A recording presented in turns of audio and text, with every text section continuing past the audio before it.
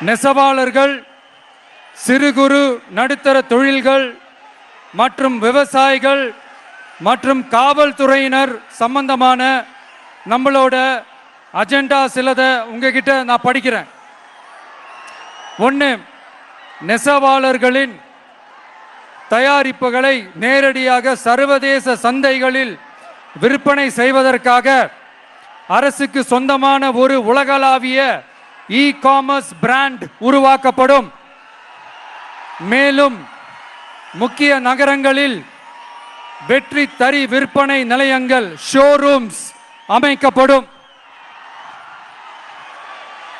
இரண்டாவது, நிலையற்ற நூல் விலை மற்றும் மின்சார நெருக்கடி சுமையை பகிர்ந்து கொள்ள கைத்தறி மற்றும் விசைத்தறி வைத்திருக்கும் ஒவ்வொரு நெசவாளர் குடும்பத்திற்கும் ஆண்டுக்கு 30,000 ரூபாய் வங்கி மூலம் நேரடியாக நமது டிவிக்கு அரசு வழங்கும்.